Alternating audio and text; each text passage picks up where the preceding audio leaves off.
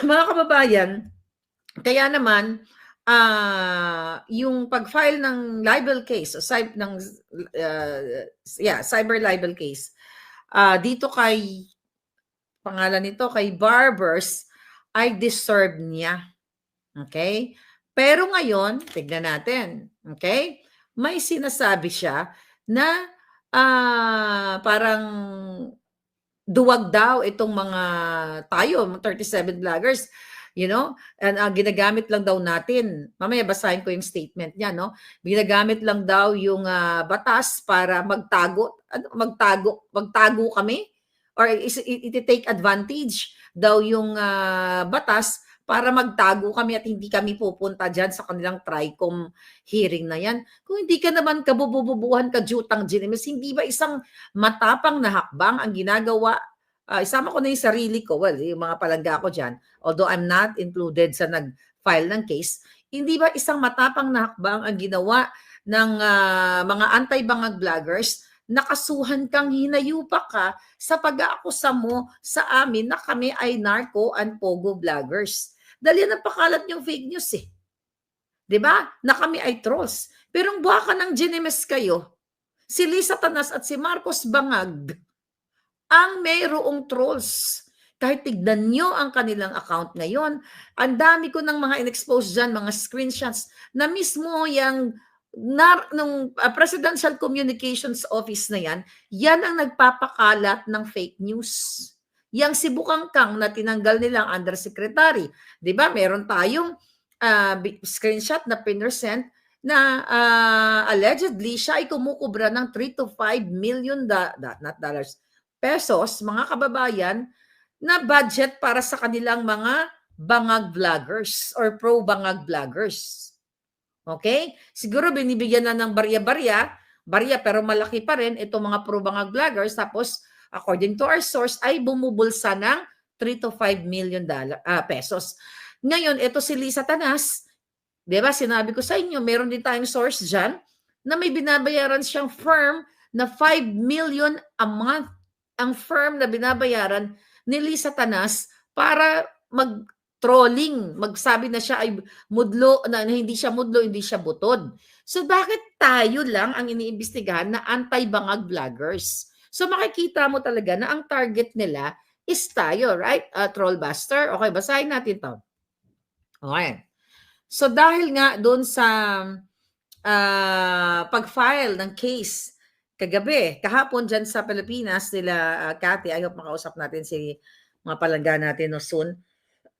Excuse me. Ngayon, ang sabi dito ni vloggers, bakit kayo masasaktan kung hindi kayo guilty? Alright? Sabi dito, dahil nga sa pagsampa ng libel case sa Quezon City Prosecutor's Office ng ating mga palaban at matatapang na mga anti-bangag vloggers laban nga dito kay Barbers, siya ay talagang sinasabi niya na bakit kayo masasaktan kung hindi kayo guilty? Mamaya isa-isahin natin yon. Kung natatandaan ninyo, nung December, nagsumulat itong si Barbers sa NBI na imbestigahan, ang sabi niya, na imbestigahan ang narco vloggers na posibleng connected sa mga pogo. Actually, hindi niya lang sinasabing allegedly eh. Marami siyang mga interviews outside sa kanyang parliamentary immunity sa loob ng Congressista, House of Congressman, mga kababayan, na talagang mayroong malisyosong pag-aatake sa amin na kami ay pogo or narco vloggers. Imagine mo, 'di ba? Dahil kasi 'di ba, may lumabas kasi na article, I forgot kung saan galing 'yon, na si Barbers ay inakusahan nung particular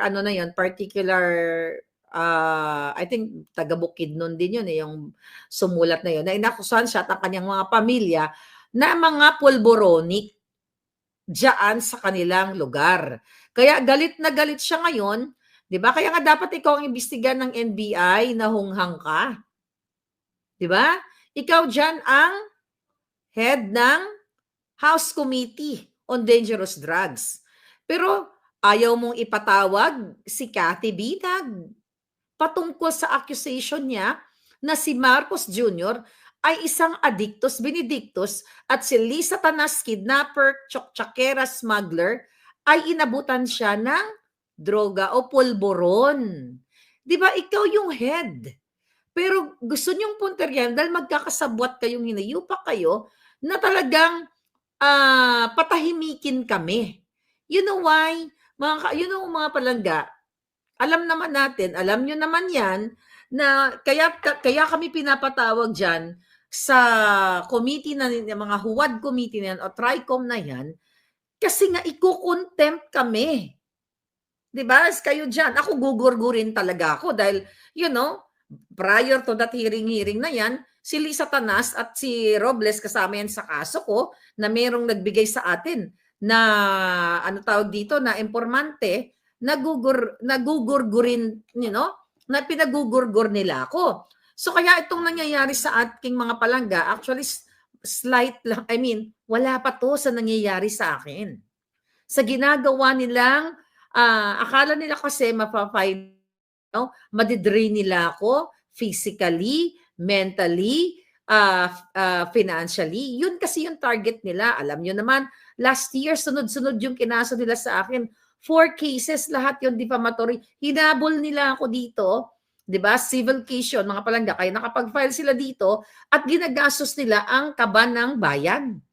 At ang isa nga, dismissed with prejudice. At yung isa, yung una, napag-alaman ko, tumawag pa talaga sa kanyang mga amiga, mga kaibigan na, sabi niya, papailan ko ng kaso si Maharlika kasi puponduhan at si Liza Marcos, silam ang magbabayad sa kanyang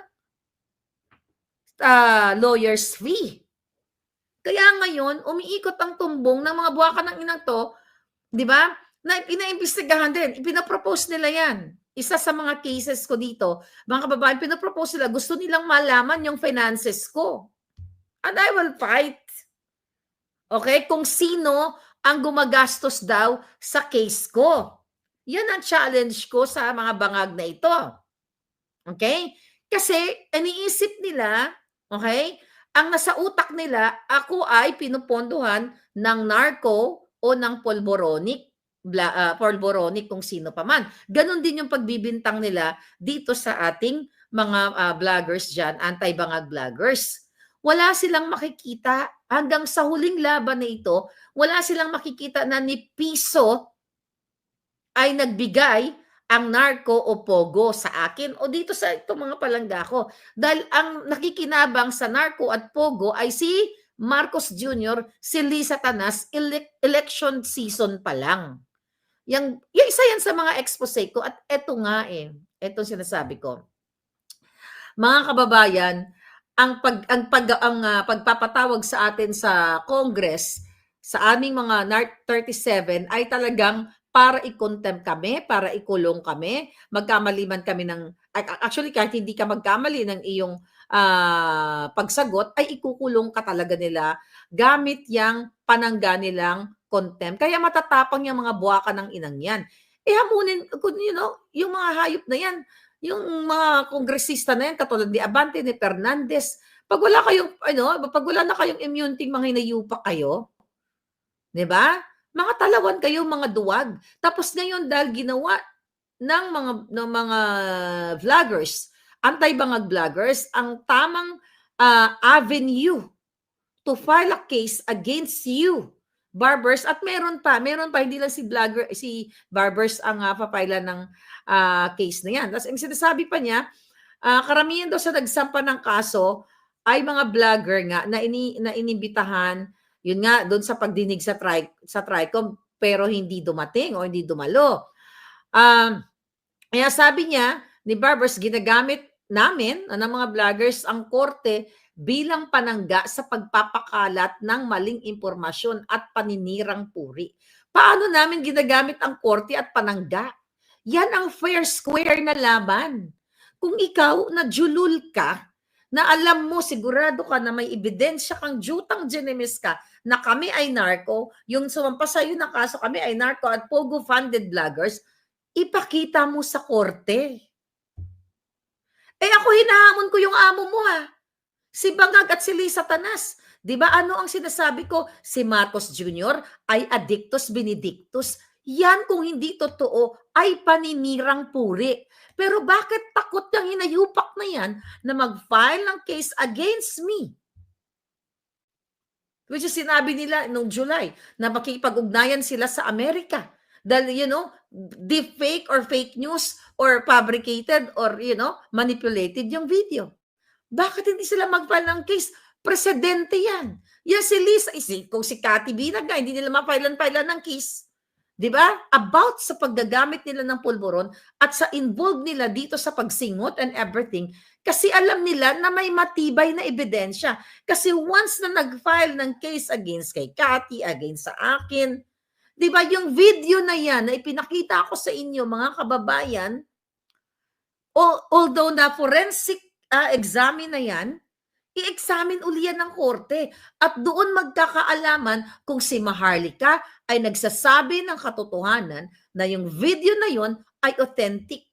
Kasi magkakaroon both parties, magkakaroon yan ng pagsusuri at mayroong independent, na magsusuri sa video na yan. Takot na takot. Kasi yan paninirang puri yan.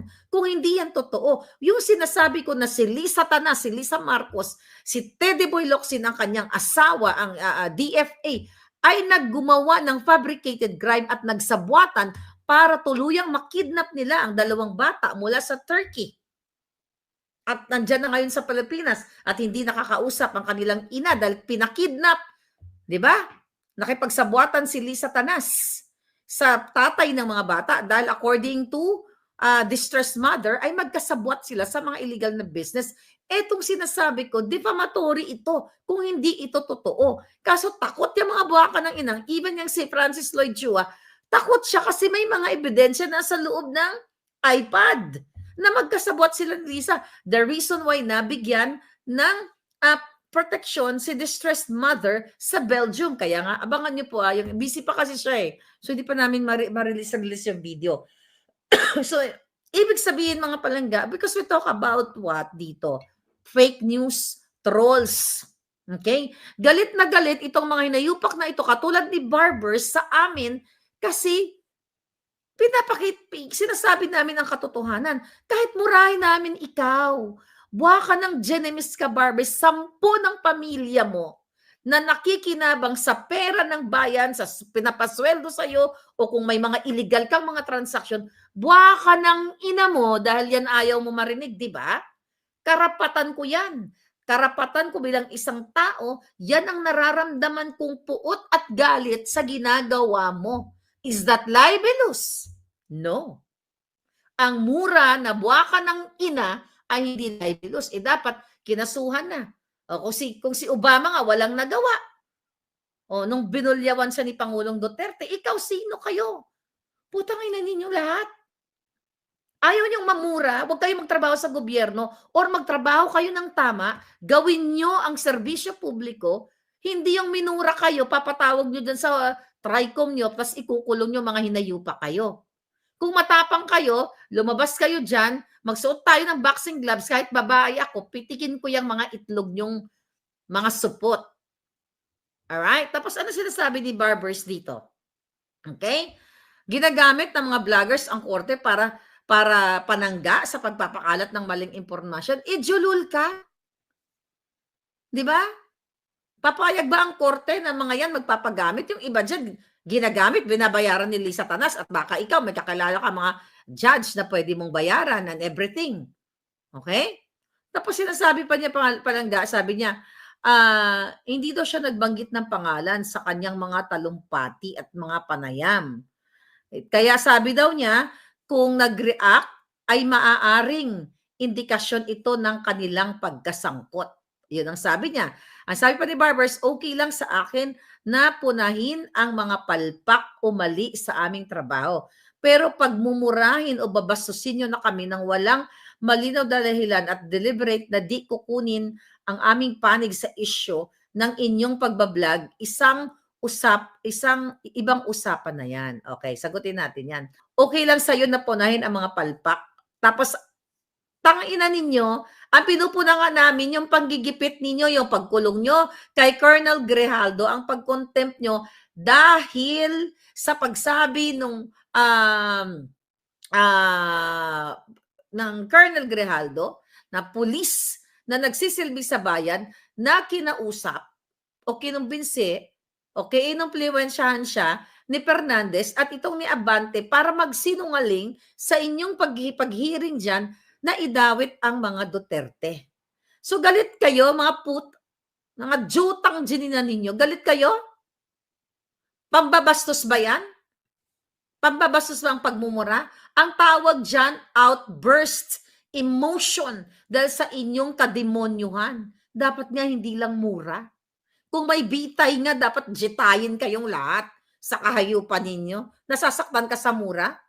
Lumayas ka diyang hinayupak ka, barbers, diyan sa kinauupuan mo at kumakamal ka at ninanam-nam-nam mo ang pera ng bayan simula pagpasok nyo pa lang sa Congress. Ang paglamon nyo ay pera namin.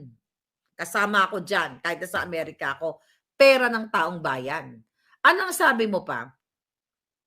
Sabi pa niya, dapat kunin daw ang panig nila sa issue ng inyong pagbablog. Okay, I challenge you. Kunin yung panig. Katulad ng pag-challenge ko kagabi, o magpa-interview ka sa akin. Hindi kita mumurahin. Buha ka ng inanga, ngayon buburahin kita. O sige, magpa-interview ka. Andyan, Maharlika Network at Proton Mail. Gusto ko malaman ang iyong panig patungkol dito sa pag-file ng case ng mga anti-bangag vloggers. At tatanungin kitang hayop ka, bakit hindi nyo buksan-buksan yung hearing na yang doon sa alitagtag na nahuli na tuniladang pulburon. At tatanungin ko yung panig mong hinayupa ka na bakit yung presidente ninyo na Adictos Benedictos ayaw niyang i-push na magpa-hair follicle. At si Lisa Tanas, itatanungin kita, bakit hinahayaan yung nangingidnap yung jutang genius na babaeng yan? Magpa-interview ka. Hindi kita bumurahin during the vlog. I will ask, good question or relevant question na ang magbebenepisyo ay taong bayan. Hayop kayo. Ngayon kinasuhan kang julul ka, sasabihin mo ginagamit ng korte, panangga. Kahit ikaw nga ang nanggagamit kayo, ang mga hayop kayo. Yung inyong parliamentary immunity dyan sa Congress, ginagamit ninyong my God, ang sarap niyong teresin. Kasi galit na galit sila, di ba, nung unang patawag ng February 4 ba yun or 5 sa Pilipinas, hindi nga din sumipot yung ating mga noisy na anti-bangag vloggers dahil nga nag-file, kasama din ako sa group niyan, nag-file kami, isama ko yung sarili ng petition for certiorari and prohibition sa Supreme Court para nga magpaliwanag itong mga inayupak na ito na bakit ang resource person, mga kababayan, dahil di ka naman akusado, wala ka namang krimen na ginawa, actually pwede ka mag-deny kung pupunta ka o hindi. Kasi ang inaano nila, as a resource person, hinihingi ang iyong insight, ang iyong expertise nga, ang iyong nalalaman sa mga bagay-bagay. So, hindi ka nila pwedeng pilitin. Imagine mo si Joe Smith Medina na nasa Thailand na namumuhay ng maayos doon. Pinagbibintangan na ang political witch boy ay kanya, ako yun. Pinatanggal na nila, nireport na naman ang buwaka ng inat, gobyerno na naman ang may akda ng gusto tayo, ilan na bang Facebook page ko ang pinatanggal, pinatanggal, slang, okay? Yung Maharlika natin, yung ating Maharlika Buljakera, na like, more than 1 million viewers, subscribers na dapat yun, pinatanggal na. Pero andito pa rin ako. Buhay pa rin ang ating alindog, kahit gusto tayong ipagurgur ng mga walang hiya. So ngayon, ito yung mga puntos na gusto kong sabihin, na sinasabi ni Barbers na, bakit kayo masasaktan kung hindi kayo guilty? 'Di ba? Itong mga ganito, mga palangga, at yung pag-submit niya letter dito sa NBI para imbestigahan nga yung mga tinatawag niyang narco vloggers, ito'y malinaw na mayroong libelous implication o paninirang puri sa amin na kami ay pogo vloggers at narco vloggers. Bakit ko sinasabing libelous ito? Kasi ito yung tinatawag kasi sa libel, di ba? Kailangan may malisyoso kang sinabi. This is a malicious accusation. Kasi yung sinasabi niya, mga kababayan, okay, na dapat imbestigahan itong mga narco vloggers na to, mga palangga, ipinapakita niya dito, okay, sa taong bayan, sa media, dahil nagpapa-interview siya eh. Okay? Na kami ay talagang posibleng may connection sa Pogo at sa Pulburon. Even though ang sinabi niya na hindi daw niya pinangalanan, even though na hindi niya sinabing ang aming mga pangalan isa-isa.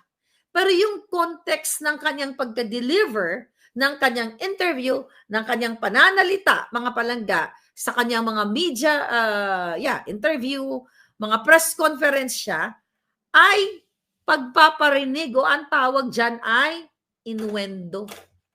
Pinaparinggan mo kami eh. 'Di ba? Na kami ay yun ang ibig niya sabihin eh. Tina-target niya kami na kami ay narco vloggers. Hindi mo man sabihin ang pangalan namin, barbers, matatalo ka sa kasong ito. Paninirang puri yang ginagawa mong hinayupak ka.